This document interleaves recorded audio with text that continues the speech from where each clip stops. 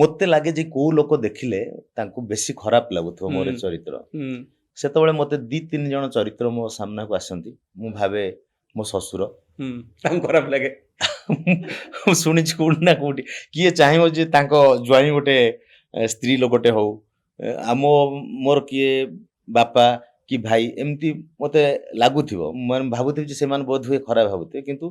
ଯେତେବେଳେ ଗୋଟେ ଚରିତ୍ର ଭିତରକୁ ପଶୁଛୁ ବା କରୁଛୁ ସେତେବେଳେ ଆମେ ଫୋକସ୍ କରୁଛୁ ଯେ ସେ କ୍ୟାରେକ୍ଟର ମାନିଆ କ'ଣ ସେ ତାର କଥା କହିବାର ଶୈଳୀ କ'ଣ ଆଉ ସେ କେମିତି ଲୁଗା ପିନ୍ଧୁଛି କେମିତି କାନଫୁଲ ପିନ୍ଧୁଛି କେମିତି ଶାଢ଼ୀ ପିନ୍ଧୁଛି ତ ଯଦି ମୁଁ ଭାବିବି ଯେ ଏଇଟା କଲେ ମତେ ସଂକୋଚ ଲାଗୁଛି ତାହେଲେ ମୋ ଦାନା ପାଣି ଉପରେ ହାତ ଉଠିବ ତ ମୁଁ ସେ ଯୋଉ ଯିଏ କଣ୍ଟେଣ୍ଟ ତିଆରି କରୁଛନ୍ତି ସେ ଭାବିବେ ଯେ ଏଇ କ୍ୟାରେକ୍ଟରଟା ଲସ୍ ହେଲା ଏଇ ଘଟଣାଟା ଇସ୍ୟୁ ହେଇଛି ଆକୁ ଆମେ କରିପାରୁନୁ ତ ସେଠି ଗୋଟେ ସମସ୍ୟା ତିଆରି ହବ ସେଥିପାଇଁ ପେଶାକୁ ସମ୍ମାନ ଦେଇକିରି ଏଇ ଜିନିଷ ଆପଣ କରିବାକୁ ବାଧ୍ୟ ହୁଅନ୍ତି ନା କରିବାକୁ ଭଲ ପାଆନ୍ତି ପ୍ରଥମେ ବାଧ୍ୟ ହଉଥିଲି ଯେତେବେଳେ ମୁଁ ଦେଖିଲି ଏଇଟା କରିବାକୁ ମତେ ପଡିବ ତ ଗୋଟେ ଚରିତ୍ରକୁ ଭଲ ନ ପାଇଲେ ତ କରିହବନି ମୁଁ ଯଦି ଶାଢ଼ୀ ପିନ୍ଧିକିରି ବସିବି ମୁଁ ଭାବୁଥିବି ମୁଁ ଗୋଟେ ପୁଅ ପିଲାଟେ ମୁଁ ଶଙ୍କର ମୁଁ ଗୋଟେ ଜବରଦସ୍ତି କରୁଛି ଆଚ୍ଛା ଅପରାଜିତା ମ୍ୟାଡାମ ସୁଲୋଚନା ମ୍ୟାଡାମ ଏମାନେ କେବେ ଫୋନ କରି ଆପଣଙ୍କୁ କହିନାହାନ୍ତି କେବେ କିଛି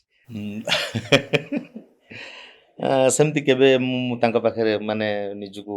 ମାନେ ଋଣୀ ମନେ କରୁଛି ତାଙ୍କର ଉଦାର ହୃଦୟ ସେମାନେ ଆକୁ ଗ୍ରହଣ କରିଛନ୍ତି ଏବଂ କେବେ କୌଣସି ଜାଗାରେ କେହି ଅଭିଯୋଗ କରିନାହାନ୍ତି ମନ ଦୁଃଖ କରିନାହାନ୍ତି ଯେ ଆପଣ ତାଙ୍କୁ ଭୁଲ ଭାବରେ ଯେମିତି ଗୋଟେ କଳି କରୁଥିବା ନେତ୍ରୀ ଭାବରେ ଜାଣିଛନ୍ତି ଯେ ଏଇ ଯୋଉ ଅଭିନେତା ଗୁଡିକ ହଉଛନ୍ତି ସାଧା କାଗଜ ଆଙ୍କ ଉପରେ ଯୋଉ ଲେଖା ହଉଛି ଯୋଉ ଶବ୍ଦ ଯୋଉ ବାକ୍ୟ ଆକୁ ଆପଣ ଭଳି ମାନେ କନସେପ୍ଟ ତିଆରି କରୁଥିବା ଲୋକମାନେ ହିଁ କରାଉଛନ୍ତି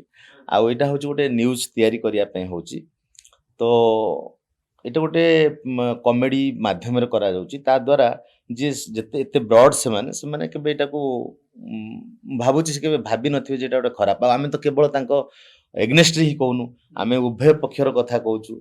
ତାଙ୍କ ସପକ୍ଷରେ ବି କଥା କହୁଛୁ ବିପକ୍ଷରେ ବି କହୁଛୁ ଗୋଟେ ପ୍ରସଙ୍ଗକୁ ଆମେ ଅଭିନୟ ମାଧ୍ୟମରେ ଆପଣ ଶାଢ଼ୀ ପିନ୍ଧି ପାରନ୍ତି ପ୍ରଥମେ ପିନ୍ଧି ପାରୁନଥିଲି ପରେ ପରେ ମୁଁ ଏବେ 10 ମିନିଟ୍ ଭିତରେ ଶାଢ଼ୀ ସବୁ ପିନ୍ଧି ଦେଉଛନ୍ତି ମୁଁ ଜାଣିଲି ଯେ ଶାଢ଼ୀ ପିନ୍ଧିଲା ପରେ ଯେ ଗୋଟେ ସ୍ତ୍ରୀ ଲୋକ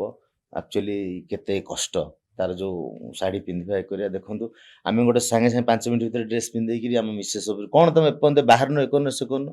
କିନ୍ତୁ ସ୍ତ୍ରୀ ଲୋକମାନେ ତାଙ୍କର ସବୁ ଶାଢ଼ୀ ପିନ୍ଧୁଥିବେ କିନ୍ତୁ ଯୋଉଦିନ ତାଙ୍କର ଗୋଟେ ବାହାଘରକୁ ସେ ବାହାରୁଥିବେ ଦେଖିବେ ଘରେ ଆଲମିରା ଲୁଗା ଦୋକାନ କରିଦେଇଥିବେ କୋଉଟା ସେ ଚଏସ୍ କରିବେ ଜାଣିପାରୁନଥିବେ ସଜ ହେବେ ନେଲ୍ ପଲିସ୍ ଲାଇବେ କାନଫୁଲ ନାଇବେ ବିନ୍ଦି ଠିକ୍ ଅଛି କି ନାହିଁ ଚୁଟି ଠିକ୍ ଅଛି ନାହିଁ ହଜାରେ କଥା